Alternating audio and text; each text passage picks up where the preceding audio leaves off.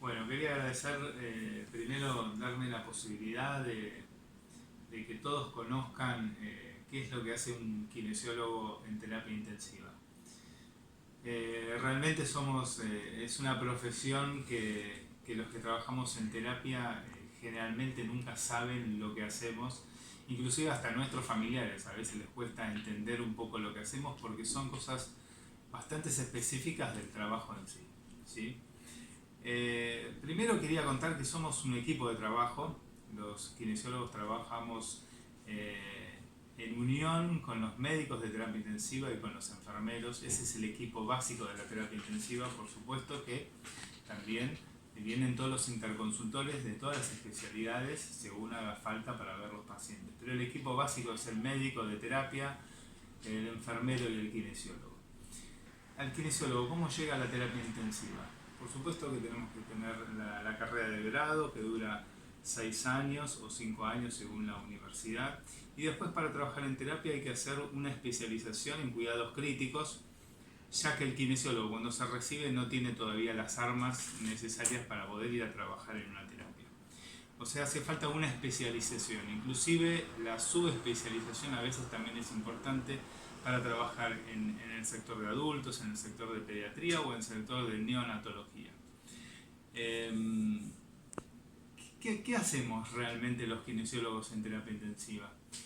Nos ocupamos no solo de la rehabilitación de los pacientes, sino de todos los que le llamamos cuidados respiratorios. ¿Sí? Los cuidados respiratorios son un montón de detalles que tenemos que tener en cuenta para que el paciente no tenga complicaciones durante la estadía respiratoria, durante la estadía en el hospital. Bueno, algunos de esos detalles de los que les hablaba una es la humidificación de los gases entregados por el respirador al paciente. ¿Qué quiere decir esto? Cuando el paciente respira y está conectado a un respirador, esos gases que llegan a los pulmones tienen que estar acondicionados para que no provoque complicaciones. ¿Sí? Eso pasa a través de un humidificador que hay que controlarlo todo el tiempo para que estos gases puedan llegar a una temperatura y una humedad adecuada. Por otra parte, el posicionamiento de los pacientes en la terapia intensiva es muy importante, y los cuidados de la vía aérea artificial, tanto que puede ser un tubo endotraqueal o una traqueostomía cuando se les realiza a los pacientes. Eso requiere de cuidados cotidianos para que esa vía artificial no tenga complicaciones como infecciones, taponamientos, etc., y que pueda dificultar la respiración de los pacientes.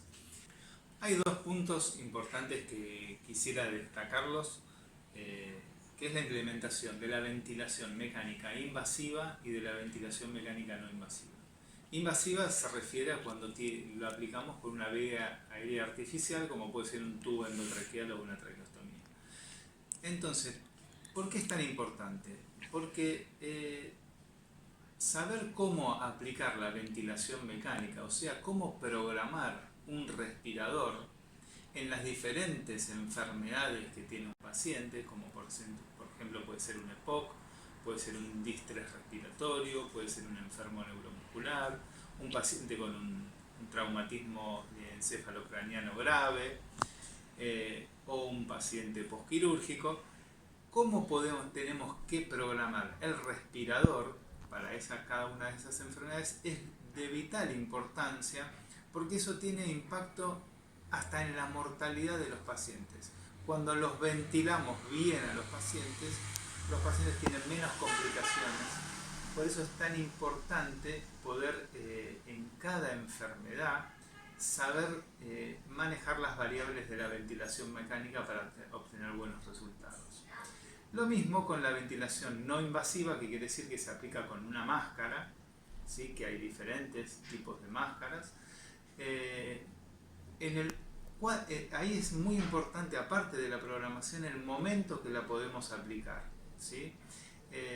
Ya que si nos retrasamos en la retirada o lo aplicamos en un momento que no sea adecuado, eso también tiene impacto en la estadía, en los días que va a estar internado el paciente y hasta en la mortalidad también.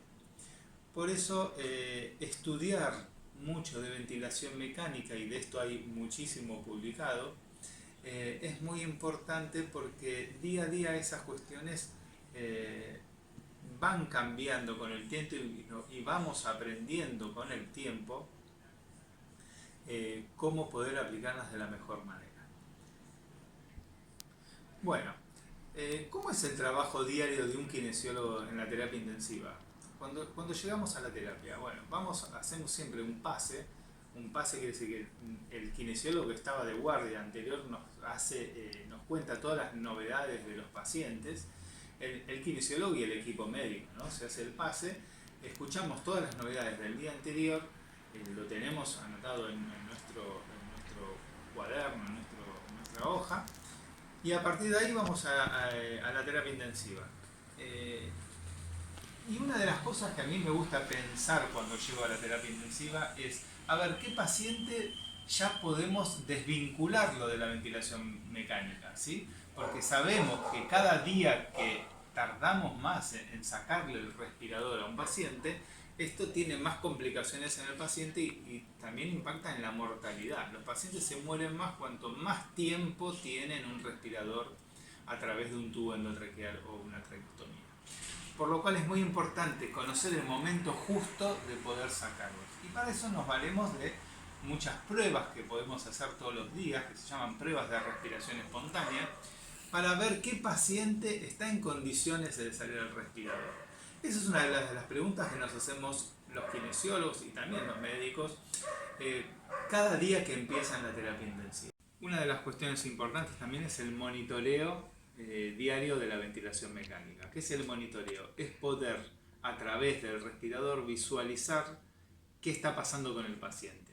Hay veces que tenemos que dormir muy profundamente al paciente y poner los parámetros de un respirador lo más adecuado posible para que tenga menos complicaciones.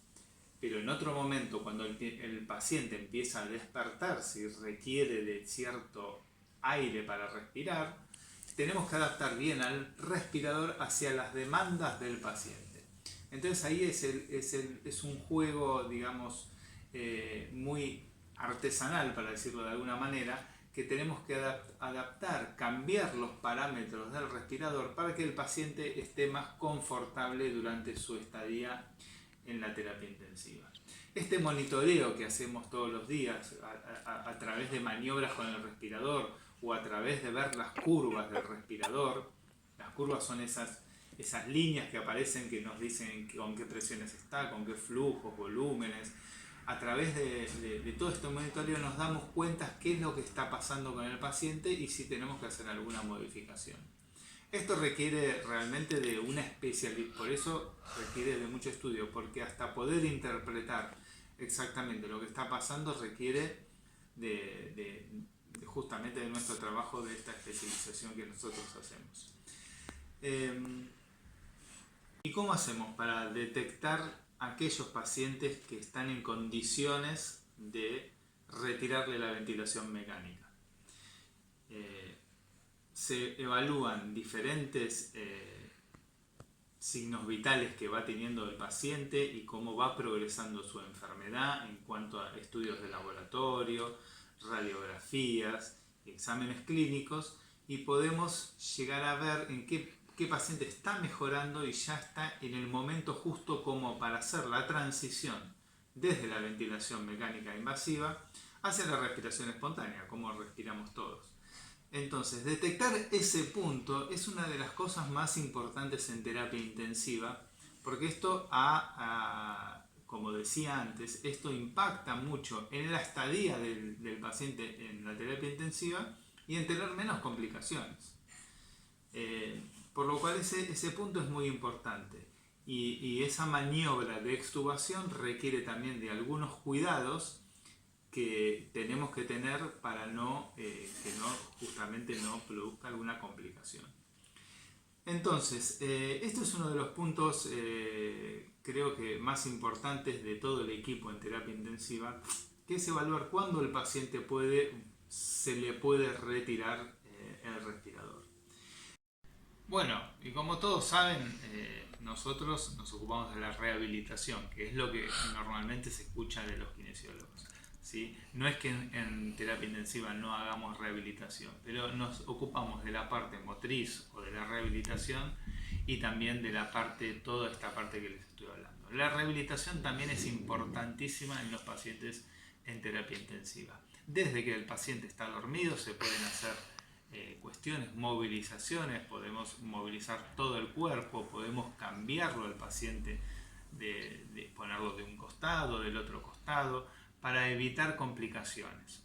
Y una vez que el paciente empieza a estar más despierto, empieza a colaborar, podemos empezar a hacer de una forma más activa ejercicios, ¿sí? Ejercicios en la cama, sentar a los pacientes, inclusive pasarlos a una silla, inclusive también pararlos, aunque tengan un respirador conectado a su vía aérea, ¿sí? Claro que esto requiere de muchísimos más cuidados que poder movilizar un paciente que no tenga nada. Por eso, pero es muy importante que lo hagamos. O sea, una rehabilitación precoz ayuda a que el paciente salga con menos complicaciones de la terapia intensiva y cuando sea dado de alta o pase a una sala de cuidados intermedios o a la sala de internación común. Entonces, bueno, con todo esto espero haber contestado algunas de las preguntas que nos han hecho por el Instagram. Y bueno, me interesa mucho que todos sepan lo que hacemos los kinesiólogos, porque es una profesión hermosa y que realmente es muy importante. Y es tan importante en este tiempo del coronavirus y de esta pandemia que estamos sufriendo todos, donde actualmente, hoy 13 de abril, no estamos sobrepasados de trabajo, pero creemos que en un tiempito vamos a estar con mucho trabajo. Así que bueno, gracias a todos por escuchar y espero no haberlos aburrido.